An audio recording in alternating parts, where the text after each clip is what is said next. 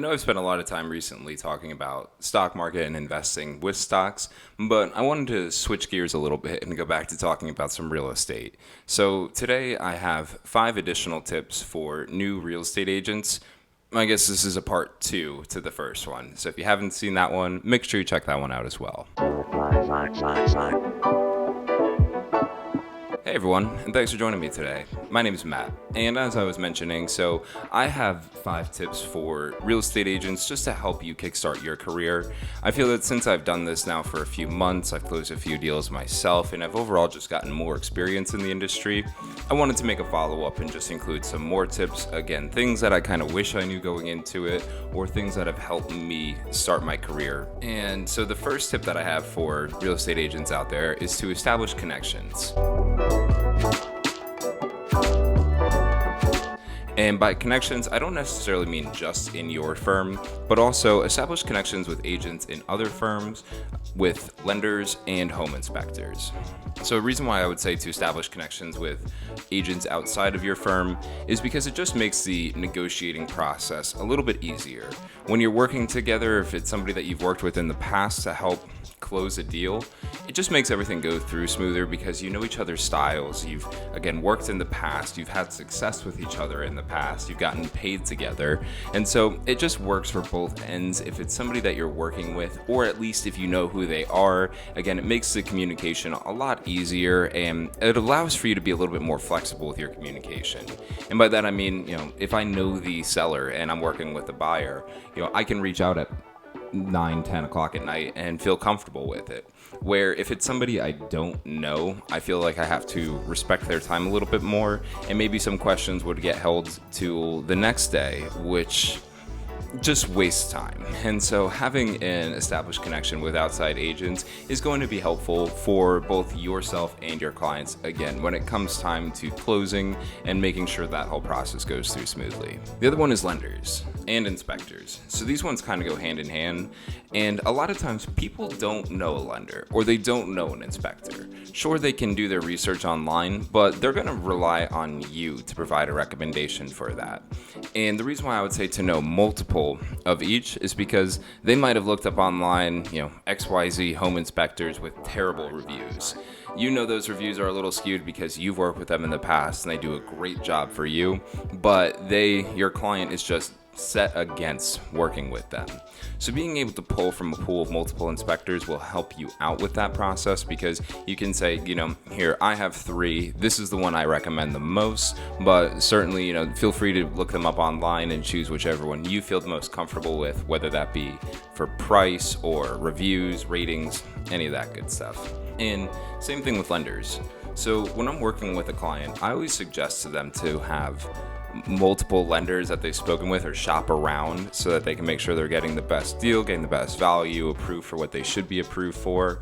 And if you tell somebody to work with multiple lenders but you can only recommend one, it doesn't look that great. And so having multiple lenders that you can recommend for their mortgage is also going to help them out a lot with the process. And again, for both lenders and inspectors, it just helps to know multiple as well, because if you have any questions or if you have like a rebuttal against something that you really want to ask an outside source, it helps if you have a close connection with somebody that works in a completely different area outside of this deal, so you can just ask them, hey, I know you're the expert here, so let me just run this by you and I want to make sure it makes sense. It's just another way you can create value for your clients, is by having this large connection or network of other people. So this way, again, you can bounce objections off other professionals and make sure everything that you're being told is correct. The second tip, and this one might seem a little obvious, but is to go to each showing prepared.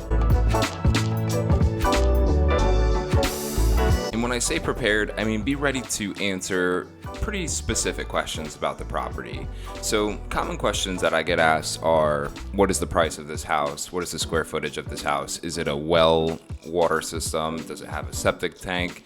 Do they have an HOA? If they do, how much are those fees? And it's just good to know that going into it, because it looks like you took the time to study this property a little bit before showing it to them and have an understanding. Now, if you have multiple showings that day, you're going to see about 4 houses with somebody, then it's not expected for you to know those answers right off the top of your head. And it looks better if you could say, let me just double check that real quick. What I do is I either bring my iPad with me and I'll have the listings pulled up on different tabs, or however I can do it so I can pull up everything really quickly, or same thing with my phone, because they don't expect you to know exactly, this one's 260, this one's 265, this one's 270. All of that's really similar, and so you can really create the value for them by just saying, let me pull that up for you, and then within 15 seconds, have the answer there for them. Again, it just shows that you're the knowledgeable one here, you know about this property, and you are here to help and able to answer questions. But if you have to tell them, let me check that when I get home to see if this is a well or city water, it's not going to look that great, and odds are you're going to waste their time by going home, looking that up, and then shooting them an email just to say, well, when you could have had that answer pulled up and ready to go while you were at the house itself. So being prepared and being able to address certain questions is going to go a long way, and again, establish you as the expert. Now, it's not expected of you to know everything on the property. In North Carolina specifically, I know you don't necessarily and won't necessarily know the age of the house or how old the HVAC system is. I'm sorry, the age of the roof. You should know when the house was built, but the roof could be brand new, it could be 20 years old. Generally, if it's not listed, it's probably an old roof, and if it is listed, it's probably a new roof.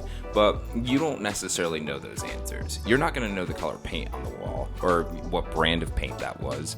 So don't expect that you'll know every single detail about every house that you show, but just know the basics. Again, that could be things like the square footage, the asking price, the neighborhood it's in, maybe the schools if you even wanted to go that far. So just be prepared and be a little bit knowledgeable on every house. And again, it just helps to have that pulled up and easily accessible, whether that be on a phone or tablet, to just make sure you can provide that information quickly. The next tip that I have is know how to run comps well. I know when I first started, comps really seemed to be a very daunting task for me. It seemed like something that was not easy to do. It took a lot of time. I wanted to make sure I was getting exactly how much that house costs, and I put a lot of time and effort into those. And it really did take up a lot of my time. And if I had to run multiple comps that day, then my whole day was just going to be me staring at the screen, being incredibly nervous that I'm not running the right comp or that I don't know the price of the house. And so before you really get working with clients, just knowing how to run a comp and say, the asking price is $260 from what I'm seeing, that's actually below market value, so it's a good price house. It might be above, but just being able to give some kind of feedback towards that is also going to go a long way, and it's just going to help you out. If a buyer is really interested in a house, especially in times like now where houses are selling so quickly, you want to make sure that you are able to address those questions when they come up, or just say, when I get back home, let me run those comps for you, and I'll let you know what we're thinking here for an asking price and see if that's something you'd be interested in. And the sooner you get that to them, the better, because there's a chance that that house is already receiving multiple offers. So you don't want to get home and spend 3 hours running a comp on a house when they're receiving offers and offers, and then you can miss the opportunity for your clients. So knowing just how to relatively quickly but thoroughly run a comp is going to also help you out and again establish that value. If you can get home and within 30 minutes, have an answer over to your client, you're going to look like a rock star, and they're going to know at that point why they're working with you, because you can justify the price that you would suggest for them to, or guide them to, placing on a house. Again, I never tell anybody exactly what to pay. I just tell them what the market is kind of showing for this, and then let them say the final number. Number 4 is going to be know how to fill out your forms correctly. Again, maybe another obvious one, but when you go through real estate school, you know the forms, you have the idea, but you never actually fill them out. And when it comes time for you to be filling out the forms, they are intimidating, and you don't want to send somebody a form to realize that you didn't check off one box that they needed or 2 boxes and then have to keep doing a back and forth, because I use an electronic signature thing, and anytime I make any change to the form, I have to send it back to my client for them to sign. So it's very important to me to be able to make sure that I'm minimizing the amount of times they have to fill out forms. I remember from working in finance, people do not like forms. So if I can just minimize their interactions with filling out my forms, then I feel more comfortable. Also too, you don't want to submit an offer over to a selling agent and be missing something. So you wouldn't, let's say if you're using like an FHA VA loan, at least in North Carolina, you need to include an addendum to that offer. And if you don't include that addendum, it just makes you look like a rookie, which nothing wrong with being new. Everybody has to get started in the industry, but it just helps you look better if you send over everything complete and together. So like when I send over an offer after speaking with the agent, kind of getting to know the selling agent, then I always include a pre-approval letter, the offer, and any additional forms that are needed, as well as just a nice little note saying, thank you for the time. We really love this house and are incredibly grateful for the opportunity. Regardless of the outcome, I wish you the best of luck with your closing and hope that everything goes through quick and smoothly for you.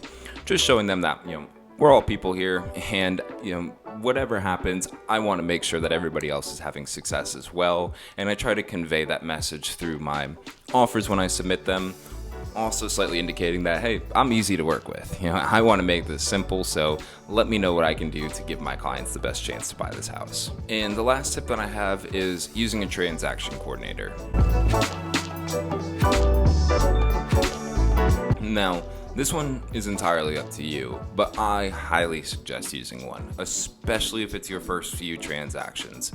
Reason being is because once you're under contract, your job doesn't stop there. There's still a lot you need to do, whether that be scheduling inspections, appraisals, the closing date, working with the escrow agents, just making sure that everything is in line for the closing itself.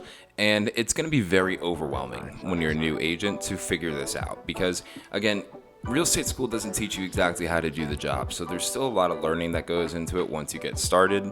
And I know personally when I was doing my first deal, I really wanted to make sure that everything was done correctly, smoothly, and easy. Yes, I have to pay for the service, and no, it's not cheap, but to me it's just so worth it because the closing transaction coordinator, closing coordinator, whatever you want to call it, is incredibly good at what they do. She's done over 1,000 real estate transactions in the past. So if I had questions, she was a resource I can use. It was somebody my clients can reach out to for questions. And ultimately, as your business starts to grow and you get more and more clients and you're starting to find yourself under contract more and more frequently, it allows for you to scale your business a lot more.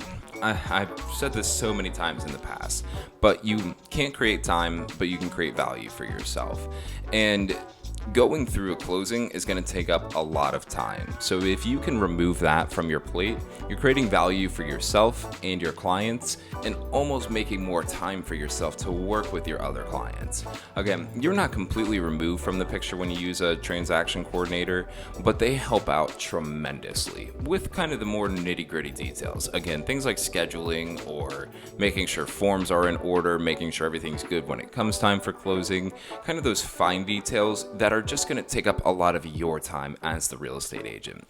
So I highly suggest using a transaction coordinator. Again, you don't have to, but I think for a new agent, it's just going to help you be a little bit less stressful and make your transition into this new career a lot easier. So that was all I have for today. I hope that this was helpful. Again, I have way more than just these details that I provided or tips that I provided, but let me know what questions you have or if there's any way that I can help out. But with all that said, I think I've taken up enough of your time today, so I'll let you go ahead and enjoy the rest of your day. As always, you could be anywhere in the world and you're right here with me, and I really appreciate that. So thank you so much for taking this time out of your day to watch this video, but I will let you go ahead and I will see you next time for Watch List Wednesday.